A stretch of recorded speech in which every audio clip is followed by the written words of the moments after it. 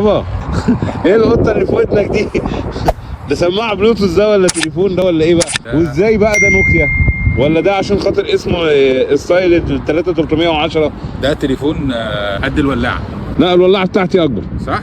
اه ده بتشيل فيه خطين، وممكن تحط كارت ميموري كمان، وممكن تشغل كارت ميموري على طول اللي هي سماعه بلوتوث، وهي كمان سماعه بلوتوث تقدر تربطها باي موبايل، يعني يبقى معاك موبايل تاني غير موبايلك الاساسي، يعني انت معاك كل الاوبشن.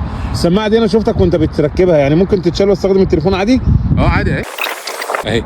يعني هي بتكبر الجزء الصوت اللي خارج من ورا. تمام، يعني انا ممكن لما اجي اتكلم اروح جاي متكلم من الظهر.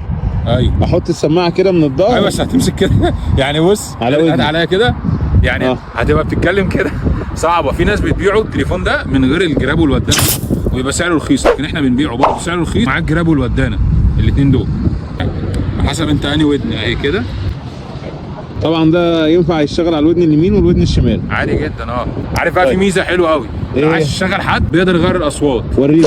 ايوه السلام عليكم. ايوه استاذ احمد معايا. انت عارف انا مين؟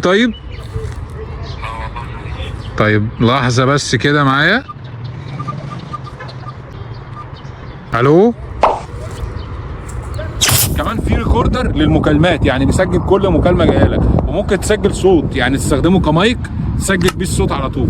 يعني بص في حاجات كتير، في آلة حاسبة، اوبشن وسعره رخيص قوي. مصطفى اخر سؤال بقى. بتقول التليفون ده لما هاجي اربطه زي لما بيظهر مثلا معايا الايربود او بيظهر معايا السماعات؟ سماعه بلوتوث. طيب والشحن بتاعه بقى بيقعد قد ايه وبيتشحن بيقعد كتير. ده الشاحن الوصله بتاعته شاحن عادي سامسونج. الوصله السامسونج. طيب ده مصطفى بقى بيتشحن على شاحن كام امبير؟